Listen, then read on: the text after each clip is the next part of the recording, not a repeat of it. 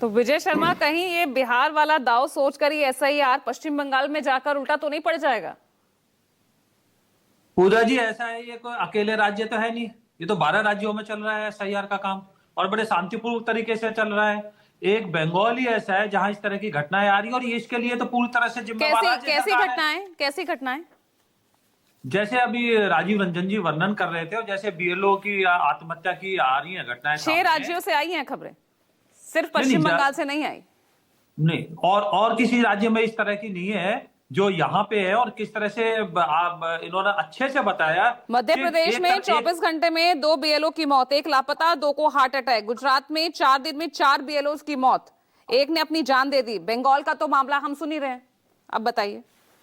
पूजा जी, उनको आप इससे जोड़कर नहीं देख सकते। अच्छा, क्योंकि हार्ट अटैक तो किसी को भी कभी भी आ सकता है, ये तो पोस्टमार्टम रिपोर्ट के बाद में आएगा। लेकिन बंगाल के अंदर तो उनको प्रताड़ित किया जा रहा है, टीएमसी के गुंडे उनके ऊपर दबाव बना रहे हैं।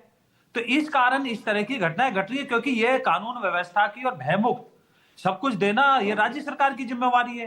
तो ये तो ममता दीदी को जवाब देना चाहिए यहाँ के, क्योंकि चुनाव आयोग का अपना कोई भी राज्य में किसी भी तरह का स्टाफ नहीं होता, सारे बीएलओ वही के नागरिक हैं। एसआईआर राज्य सरकार करा रही है या केंद्र सरकार करा रही है? भाई, 1 महीने का टाइम चुनाव आयोग की तरफ से दिया गया है या ममता बनर्जी की तरफ से दिया गया है? पूजा जी, मुझे एक बात बताइए आप कि चुनाव आयोग जो करा रहा है एसआईआर, वो किसके द्वारा करा रहा है? राज्य के लोगों के द्वारा। बीएलओ कौन अपॉइंट होते हैं? वही राज्य के कर्मचारी होते हैं। वहां के स्टेट के जो इलेक्शन कमीशन होते हैं वो भी राज्य के होते हैं। डिस्ट्रिक्ट में भी डिस्ट्रिक्ट कलेक्टर होता है, उसको बनाया जाता है। तो ममता दीदी की सरकार है, तो ये तो उल्टा चोर कोतवाल को डांटे।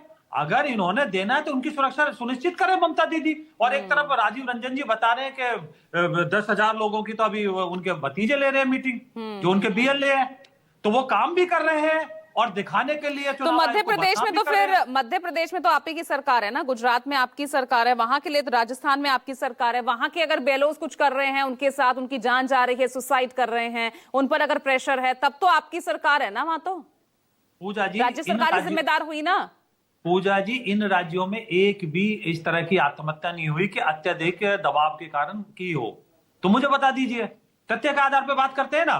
किसी ने लिखा हो कि राज्य सरकार पर प्रताड़ित कर रही है मुझे या टीएमसी। भाई, मध्य प्रदेश के रायसेन में एक बीएलओ हैं रमाकांत पांडे, जिनका निधन हुआ है। 4 रातों से वो सोए नहीं है, ऑनलाइन मीटिंग के बाद बेहोश होकर गिर पड़े, फिर उन्हें बचाया नहीं जा सका, ये उनके परिवार वाले बता रहे हैं। तो पूजा जी, आप तो इतनी सीनियर, इतनी वरिष्ठ पत्रकार हैं, आपको भी पता है कि ये तो डे टाइम होता है। 24 घंटे का तो कहीं एसआईआर का कोई प्रोग्राम है ही नहीं, कार्यक्रम है ही नहीं। 24 घंटे किसने काम दिया है? रात को कौन सा कार्यालय खुलता है? कौन से लोग खुलते हैं भाई? ये तो डे टाइम का होता है। तो ये तो कहना अपने आप में ही मुझे लगता है कि ठीक नहीं होगा कि 24 घंटे काम दिए। कौन सा, आप मुझे बता दीजिए, कहीं अधिसूचना कोई जारी की हुई हो चुनाव आयोग ने कि आप 24 घंटे काम कीजिए? तो ये कहना बेमानी है। और किसी तरह की कोई आत्महत्या करता है किसी निजी कारण के, या किसी का हार्ट अटैक होता है या कार्डियक अरेस्ट होता है, तो उससे इसको जोड़ना गलत है। या तो कोई तथ्य हो सामने, हो उनका सुसाइड नोट हो, जांच में। हाँ, सुसाइड नोट भी आए हैं भाई, सुसाइड नोट भी है। विजय शर्मा, आप जितना मर्जी इसको दरकिनार कर लीजिए। एक मैं कमेंट इस पे राजीव का चाहूंगी। राजीव,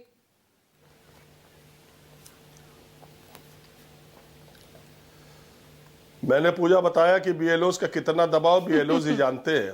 1200 आदमी, 1100 आदमी का फॉर्म भरना और ये कह देना कि किसी को बीमारी होगी, उसका हार्ट अटैक हो जाएगा, ये तो बात सही है कि सब लोग जो नहीं है वो कहते हैं ना, जो धुन साज से निकली है वो सब ने सुनी है, जो तार पे गुजरी है वो किस दिल को पता है।